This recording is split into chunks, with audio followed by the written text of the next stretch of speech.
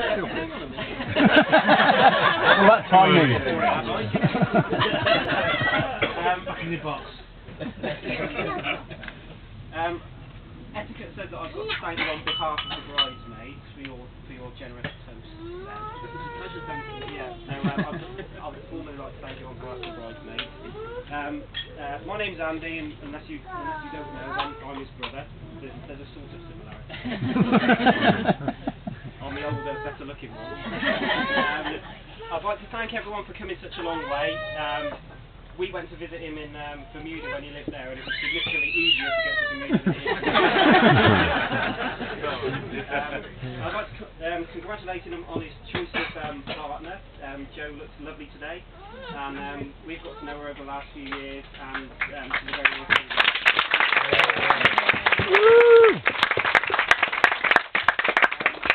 Most people who know Rob will know that there's a few stories in his past. He doesn't remember, people tell them about him afterwards. And I've got a few of those that I want to share in a sort of chronological order. Okay. So we'll start from at school. He started school at Cricks, and he was a fairly large child for his age. So his sporting prowess only came in later on in his. I scored the first try. What, in the first year? In the first year or in the first year? When I was a big lad, I was it's a shame your best friend at the time, James Durrant, couldn't be here.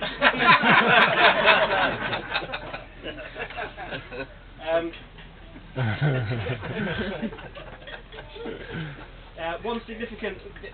I was a little bit older than him and a few years ahead at school, so I didn't have an awful lot to do with him when he was at school, apart from living in the same house. But on one occasion, he borrowed my bike, which I spent £350 on, and I didn't even know he'd borrowed my bike until afterwards. He came home and told me. Well, she let him borrow it. Don't worry about this, bro. But he kept after it was stolen, I was informed by my mother that he had borrowed the bike, it got stolen, and this was the start of several occasions where I had a housekeeping holiday to pay back for things which Rob had destroyed.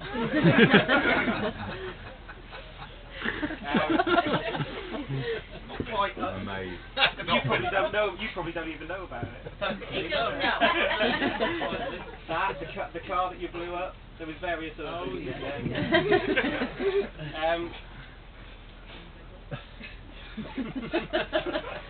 One story from later on in his school days that not outside school, but with all of his schoolmates sticks in my mind was there was one occasion where him, Russ, and all the other lads went and camped up on. I'm assuming Russ is there.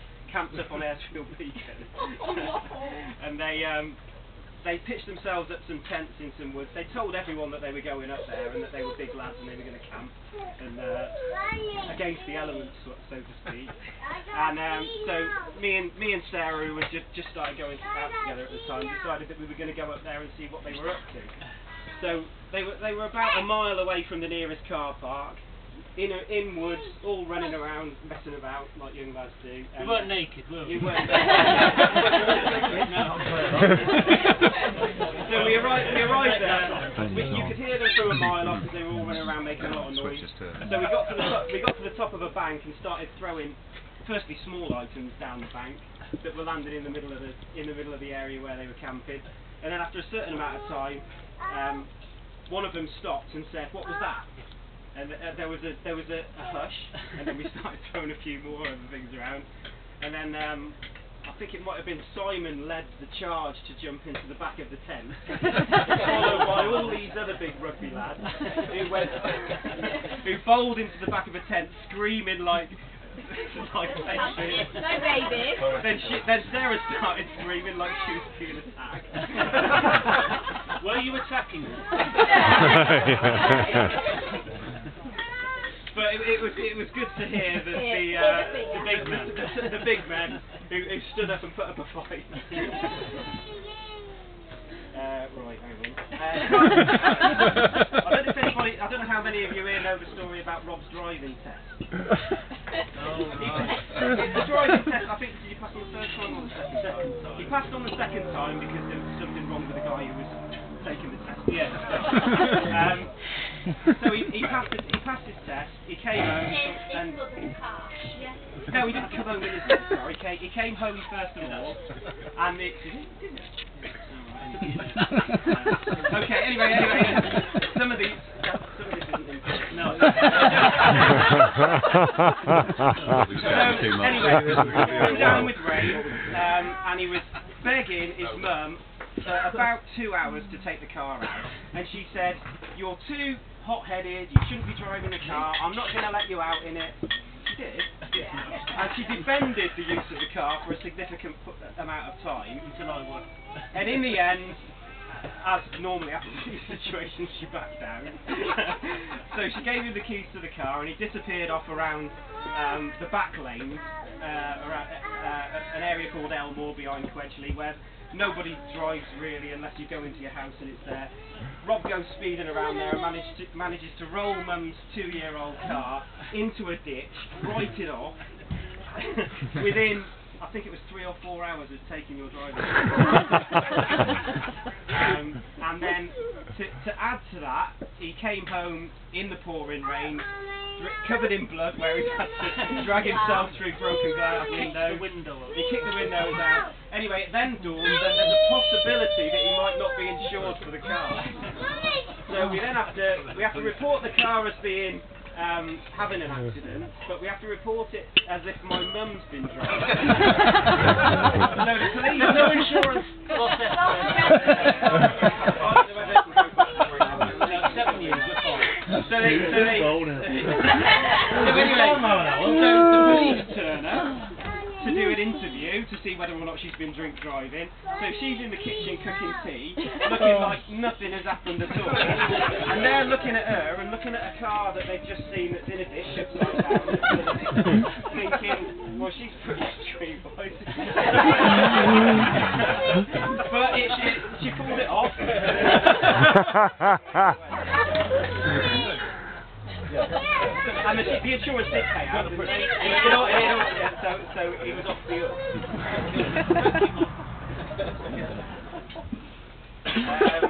Then we move on to when he went to university. Rob went to Salford University, where for his first year he went into halls of residence for a period of time. Until he acquired an unfortunate nickname of Kicked Out. Chucked Out, sorry. Because of an incident where another person in authority got the wrong idea.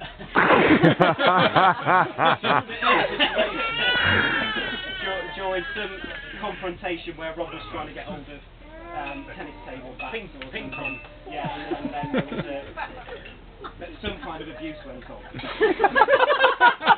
Which involved later resulted in him being chucked out and acquiring the nickname. He then moved on to live in a house with 3 girls. Was that straight after that? I think it was. That's after I got chucked. When he got chucked out, he sourced quick temporary accommodation with 3 girls who I'm assuming they were at the same college. And his claim to fame of living there, that there was a guy there who was knocking off one of the girls called Kermit, who was a member of Black Grace. Hey! Yeah. Which Sean Ryder was in, which you were very impressed about at the time. At the time I was. Now, at this point in time, I'm not so impressed. And my understanding is Mum and Dad went to visit him in that house, which had 3 girls in it, an Alsatian, and copious amounts of Alsatian excrement. And the girls were that lazy that at one occasion they tried to move a wardrobe from one floor to the other, and they moved it into the corner of a landing in the house, and because they couldn't get it any further, they decided that they'd just alter the way that they used the accommodation by taking out some of the spines in the stair rods, and you had to climb up, which they had to do on the way to your room. My mum and dad actually had to do that. Had to climb the room and remove the stair rods in order to access your... You did it quite lucky though, Mum. when you walked in, and the smell and the dog and everything, I suppose that was it. That was actually not too bad, really. I went up to visit Rob a few times when he was up in Salford, and one thing that sticks into my mind was an occasion when I visited him where he was renting a house that was in amongst a big council estate, and there was I parked my car outside, and there was some of the local boys decided that they were going to break into my car and take the stereo. When they broke it, being extra clever, they broke into the car, looked for the front of the stereo, which had been taken off, couldn't find it, so they then decided to knock on the door and ask for the front of the stereo. In an area. But the front of the stereo was actually in the car, in the glove box, which is where everybody puts the front of the stereo anyway. So, none of those guys will be working, will they?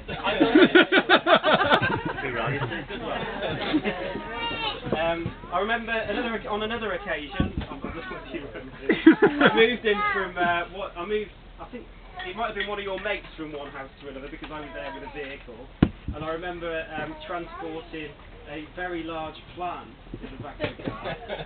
Oh! Which had been ruthlessly harvested in order to feed the habit that they all had at the I don't understand. Thank you! There's an appetite.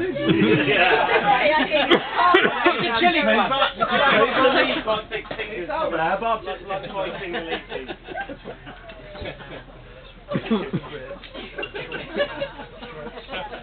One story that I was told to bring up was one about one time at Cheltenham Races. Rob was in a club called Revolution, and Leon Gilbert, who can't be here for reasons that all of his mates know, was apparently shouting at him, "You're on fire." and Rob was ignoring him, and he was shouting, "You're on fire," and the reason he was shouting "You're on fire" was because he'd actually set fire to him.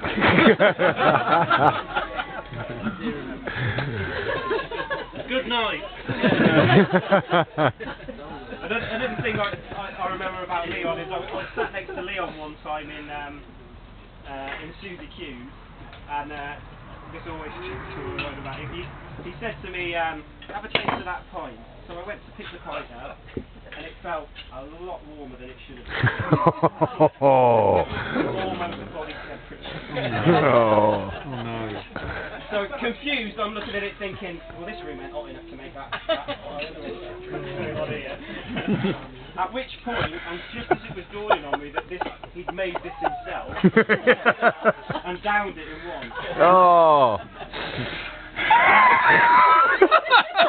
Can you imagine that? Yeah, we could tell you a few stories.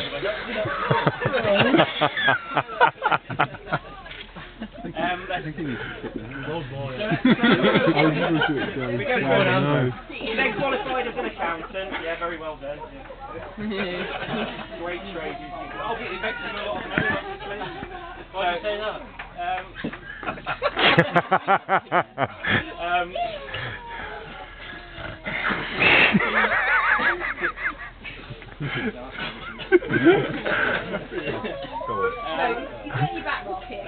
I've also, the lads would be, no, you told me about one, I don't know why you told me about it, asked about were there any stories that he could confirm that would be worth bringing up. He told me about one where, when he was out in Bermuda, they had some big investors over to look at what they were doing in the office sort of thing.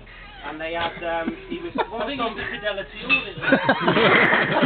And whilst on Front Street, which is the only street in Hamilton, Rob decided halfway through the night that he was going to move a moped that he'd ridden to where they were having the. He decided that he was going to move it from the police station to another car park.